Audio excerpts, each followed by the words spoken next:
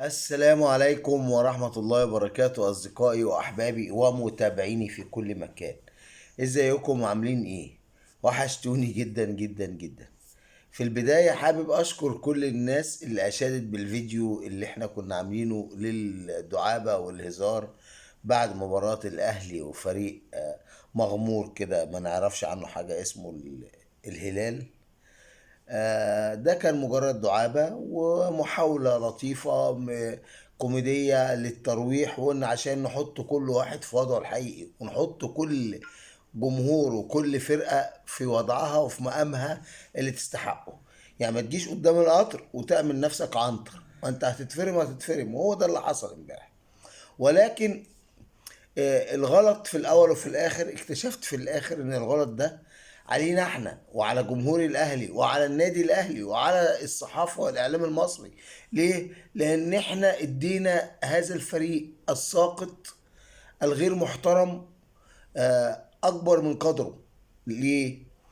عملنا هالة ملهاش اي لازمة، وردينا على الصغائر الهلالية ولا الهلابية ولا أي رز بشعرية، وردينا عليهم. وطلع عيل زي فضل موسى، وعيلين زي مش عارف دهشة وجده، عيال هطلة كده وبتاع، عمالين يتكلموا ويغلطوا في الاهلي ويغلطوا في الشعب المصري واحنا نرد عليهم وبتاع. فهم استشعروا ان هم بقوا راس براس معانا، وده طبعا من رابع المستحيلات، من مليون المستحيلات. ولكن ده اللي حصل، مما ادى الى ان هم افتكروا نفسهم فرقه، افتكروا نفسهم كيان فعلا. شفناهم امبارح لما كانوا بيقولوا الاول يعني صعبان علينا الجمهور اللي هيجي من الصبح من قبل الفطار بخمس ست ساعات وقف في الشمس وفي الطابور والزحمه عشان يدخل استاد القاهره، وفي الاخر فريقه ياخد على قفاه والهلال يصعد من ارض استاد القاهره. طبعا احنا شفنا الفضيحه المدويه لفريق الهلاهيل مش الهلال، لما مش خد على قفاه، ده خد على قفاه بالشلوت وبالبنيات وتروق ترويق ملوش حل يعني، قدام آلاف مؤلفة، مئات الآلاف في الاستاد ومئات الملايين وخلف التلفزيونات. وده الوضع الطبيعي، ده الوضع الطبيعي لما يبقى الأهلي بيلاعب فرقة مجهولة الهوية ملهاش أي قيمة ولا وزن. ده الطبيعي إن هم يتمرمطوا ويتبهدلوا ويلحسوا النجيلة ويطلعوا مش شايفين قدامهم. طب هم يعملوا ايه بقى عشان يداروا على خيبتهم وعلى كسفتهم وعلى الجعجعه الفاضيه والزفه الكدابه اللي كانوا عاملينها؟ يقوموا يدخلوا في اوضه اللبس يتعدوا على لعيبه الاهلي. طبعا دي سفاله وقله ادب وعدم تربيه من لاعبي الهلاهيل ومن المسؤولين عن اذا كان في مسؤولين اصلا عن هذا النادي المهلهل، اللي سابوا شويه البلطجيه اللي عندهم. طبعا هم بلطجيه على نفسهم، هم تروقوا برضو بس هم كانوا فعل، واللي حصل من لعيبه الاهلي كان رد فعل طبيعي. لانك اوعى تفتكر انك عنتر، لا ده انت طلعت عبله وشيبوب وخدت على قفاك وتروقت. ماشي. انتوا عملتوا عناتر في ام درمان، وواحد حيوان من اداريين الفرقه مد ايده على كابتن علي لطفي، وعلي لطفي اللي كونه مؤدب ومحترم وابن ناس ما ردش. خدتوا على قفاكوا بقى وتروقتوا وفي الملعب وبره الملعب، ورايحين تفبركوا فيديو وهتطلعوا بيه على الكاف ثم على الفيفا. اطلعوا، بقول لكم ايه، انتوا احسن لكم تطلعوا التراب على نفسكم، جاتكم خيبه بالويبه. ده ملخص الموضوع. احنا خلاص استريحنا من الصداع والقرف. انت عارف لما يكون الواحد يعني مصدع وقرفان من حاجه معفنه، وبعدين خلاص ما صدقنا بقى جبنا رش ورشينا وطهرنا ونضفنا ومسحنا النجيلة والبلاط من الفسائل من صغائر الحشرات.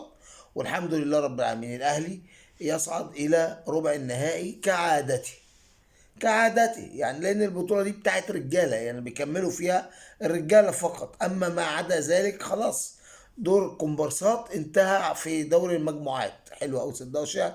دور الكومبارسات انتهى في دوري المجموعات. ندخل بقى على المهم، على المهم.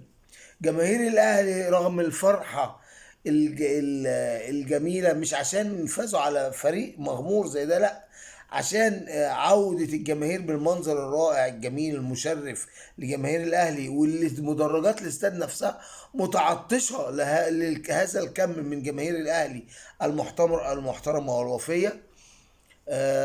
فكانت فرحتهم عشان كده. ولكن حدث شيء يعني أنا بعتبره شيء سيء جدا. ما الفرق بيننا وبين هذا الفريق المهلهل؟ أما أحمد عبد القادر اللي افتكر نفسه ميسي العصر، وكولر بيسلم عليه بعد المباراة فيزق ايده ويرفض يصافحه او يسلم عليه، لا لشيء الا انه غيره. وغيره ليه؟ لانه كان فاشل في المباراة. كان فاشل. ايوه يا احمد يا عبد القادر، انت فاشل. وقلنا اكتر من مره ان ما تقعدش معاك وتأثر عليك ان مباراة كرة القدم دي لعبة جماعية، مش لعبة خماسية ولا دورة رمضانية. يعني هات وخد وتعاون بينك وبين زمايلك في الملعب. يبقى بناقص منك، يبقى بناقص منك. الاهلي ما بيقفش على حد، الاهلي ما بيقفش على حد. اعظم منك واحرف منك واقدم منك كانوا بيلعبوا في الاهلي، ودلوقتي بره الاهلي. بره الاهلي بالاعتزال، بره الاهلي بسوء الاختيار وذهاب لنادي مغمور اخر. اللي على فكره هذا النادي المغمور الاخر، واتحدث عن مثلا واحد زي رمضان صبحي وزي احمد فتحي، راحوا النادي كان يتبع المستعمر الخليجي اللي هو بيرقص في نادي الهلاهيل في السودان. برضو المستعمر الخليجي مش عايز يبطل وعايز يحرم. يظهر والله اعلم ان هذا المستعمر الخليجي يا جماعه هو ادمن التهزيء، ادمن الاهانه من الاهلي، ادمن البهدله. يتعب قوي، يتعب قوي لما يعيش شويه محترم بعيد عن الاهلي يعني. لكن عايز يتهزق فيروح للاهلي، الاهلي يروقه بقى في مباراه، في حرب اعلاميه، في حرب كلاميه، في اي شكل. لكن يتهزق على طول، بيتهزق ومش عايز يبطل. هو خلاص بقى ادمان. شفتوا الله يرحمه حسن عابدين في فيلم ضرب الهوى؟ قطعني، هزقني، قطع. هو بقى كده، بقى مدمن تهزيق وقله كرامه.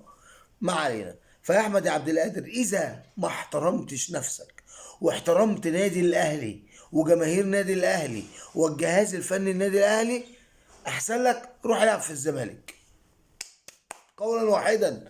الزمالك ملوش اداره ولا له كبير ولا له اي حد، واللي عايز يعمل حاجه بيعملها، واي واحد بيعمل اي حاجه، وكل واحد شايف نفسه كابتن، وكل واحد شايف نفسه مش عارف ايه. روح العب عندهم، يلا ذهابا بلا عوده. والله غير مأسوف عليك.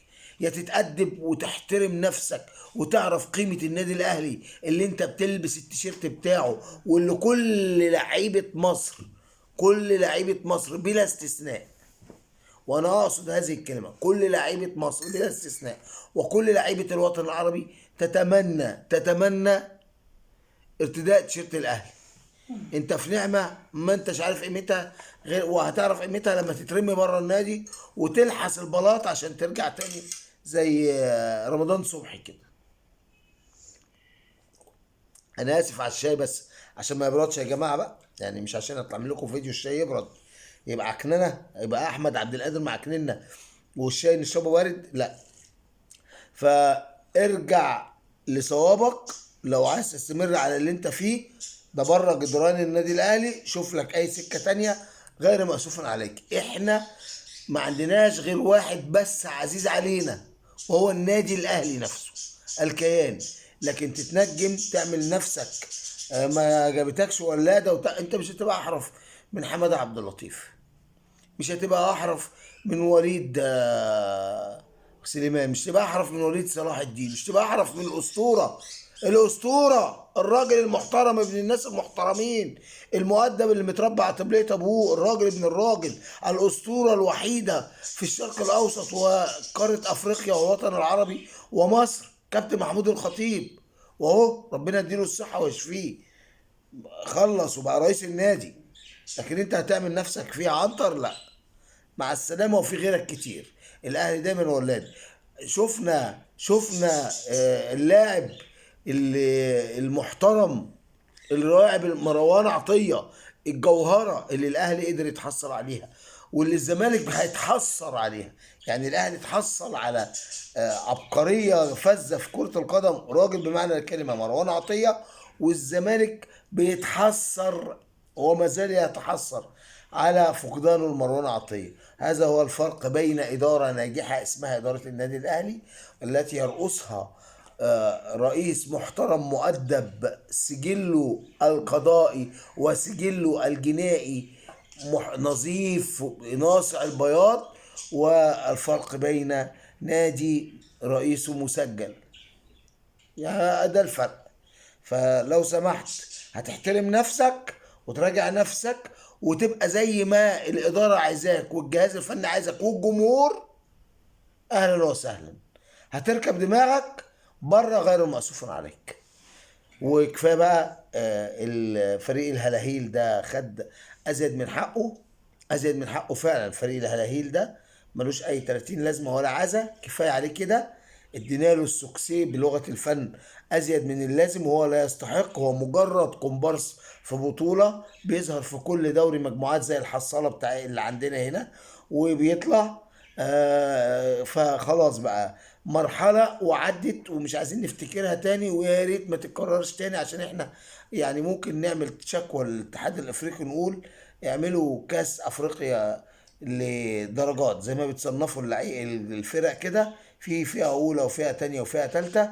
فخلوا فئة التالتة دي بتاعت الحصالات دي مجموعة لوحدهم يلعبوا مع بعض كده، وياخدوا الحصالة الذهبية والحصالة الفضية والحصالة البرونزية، ويبعدوا عن الفرق المحترمة أمثال الأهلي والوداد والترجي والرجاء والفرق الكبيرة المحترمة دي. وصن داونز طبعا اللي غلبنا 5-0، اللي غلبنا 5-2، وقبل كده كان غالبنا 5 يعني عادي. شفتوا احنا عادي جدا. ليه؟ لأن احنا اللي بيغلبنا بيجي ويتروق.